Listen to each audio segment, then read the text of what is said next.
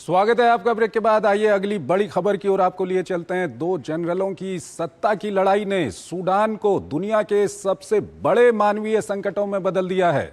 अब लड़ाई का नया केंद्र बना है रणनीतिक शहर अल उबैद, जहां आरएसएफ की बढ़ती गतिविधियों ने चिंता बढ़ा दी है।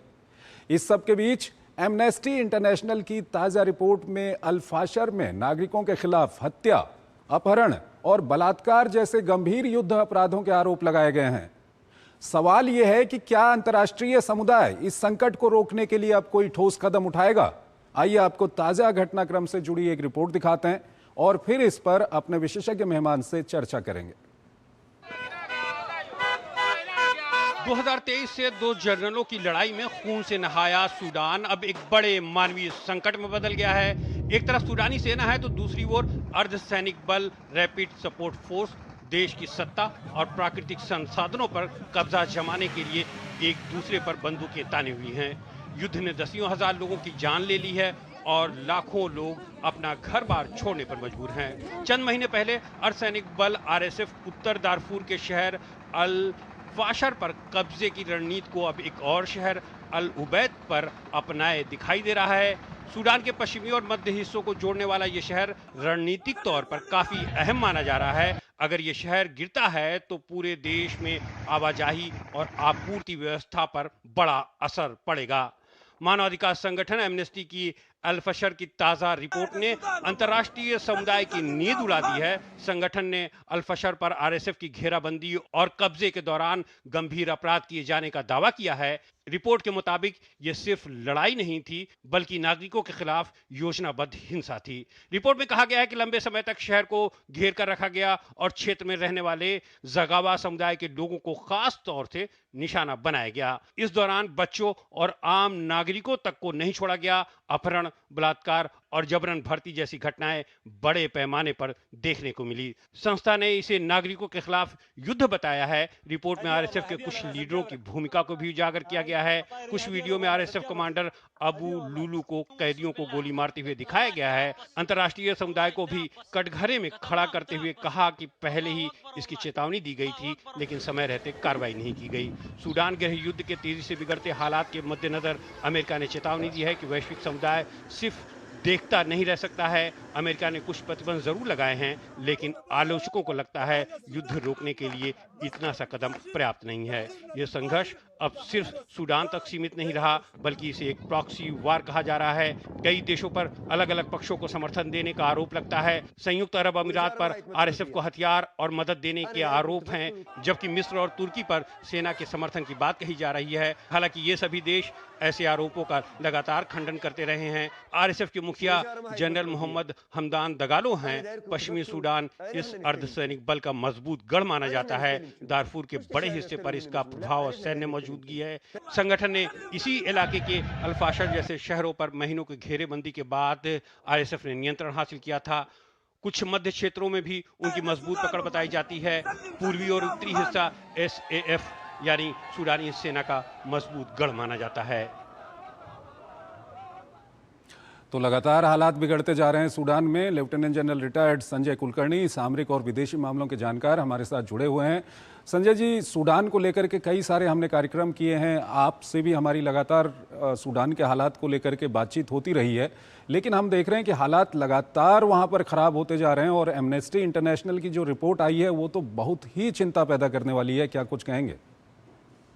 चंद्रशेखर जी, कोई शक नहीं, 1.5 लाख से भी ज्यादा लोग मारे जा चुके हैं। 140 लाख लोग बेघर हुए हैं। 90 लाख लोग सूडान के अंदर उनकी हालत खस्ता है। 24 लाख लोगों से ज्यादा लोगों को खाने का लोग तरस रहे हैं। विश्व भर में हम लोग शायद सूडान के बारे में आप हैं जो चर्चा कर रहे हैं, लोग नहीं जानते वहां पर इतना बुरा हाल है। और ऐसे दो जनरलों के बीच में जो लड़ाई चल रही है, जबकि दोनों ने मिल करके पुरानी सत्ता को हटाया और उस सत्ता को हटाने के बाद जिस प्रकार से दोनों के बीच में सूडान को लेकर के एक तरीके से जबरदस्त लड़ाई चल रही है। और अब ड्रोन की लड़ाई, ऐसा प्रिसीजन, ऐसे लाखों लोगों को बेघर करना, कि आप हम सब जानते हैं कि सुडान को लेकर के किस प्रकार से 1956 में ये जब देश आजाद हुआ इजिप्ट और यूके से लेकर के, इसलिए जैसे आपके संवाददाता कह रहे हैं कि सुडान के आर्म फोर्सेस को इजिप्ट के द्वारा कहीं ना कहीं कहा जाता है, उसको सपोर्ट मिलता है, लेकिन कहीं ना कहीं कहा जाता है कि रैपिड सपोर्ट फोर्स जो है जगालो जंगल का, उसको यूएई के द्वारा सपोर्ट मिलता है, क्योंकि वो वहां से सोना कहीं ना कहीं निर्यात करते हैं, कहीं ना कहीं उनके दोनों के बीच में कुछ संबंध है। इसको लेकर के जिस प्रकार से लगातार ड्रोन के द्वारा नुकसान पहुंचाया जा रहा है, मुझे लगता है वाकई सुडान खुद 2011 में एक साउथ सुडान बन गया, जहां पे तेल है और तेल के कारण वहां पे कम से कम समृद्धि है, और वहां के लोग क्रिश्चियन है। यहाँ पे लोग इस्लामिक होने के बावजूद भी अरब और इस्लाम उन दोनों के बीच में जबरदस्त घमासान लड़ाई हो रही है, और लाखों औरतों के साथ बलात्कार, बहुत ही नाजुक स्थिति है सुडान में। मुझे लगता है सर, यहाँ पर एक महत्वपूर्ण सवाल यह आता है कि अमेरिका ने थोड़ा बहुत कोशिश तो की है, लेकिन वो कोशिश काफ़ी नहीं कही जा सकती है, क्योंकि इसमें आरएसएफ और जो सूडानी सेना है उनका अगर हम सपोर्ट करने वाले देशों को देखें तो यूएई की बात करें, इजिप्ट की बात करें, टर्की की हम बात करें, अमेरिका इन पर दबाव बना सकता है, लेकिन ऐसा कुछ हो नहीं रहा है। जबकि रूस यूक्रेन युद्ध को लेकर के पूरी दुनिया के मीडिया में बहुत कुछ छाया रहता है, पश्चिम एशिया को लेकर के बहुत कुछ छाया रहता है, लेकिन सूडान पर किसी का ध्यान नहीं है अंतर्राष्ट्रीय समुदाय का। सर बिल्कुल चंद्रशेखर जी, आपने बिल्कुल ठीक कहा, क्योंकि यूक्रेन रूस की लड़ाई लेकर के, ईरान इजराइल यूएसए की लड़ाई को लेकर के सब जगह बातचीत होती है, और वहां पर अगर आप कहें सिर्फ अगर 10 लाख लोग बेघर हो जाते हैं तो हल्ला गुल्ला दुनिया भर में होता है। यहाँ पे 140 लाख लोग बेघर, और 2023 से लगातार उनके बुरा हाल, औरतों का पता ही नहीं चल रहा क्या हो रहा है उधर। और जिस प्रकार से रैपिड सपोर्ट फोर्स और सुडान आर्म फोर्सेस के बीच में जो लड़ाई हो रही है, वाकई जो स्थिति है बहुत बहुत नाजुक है।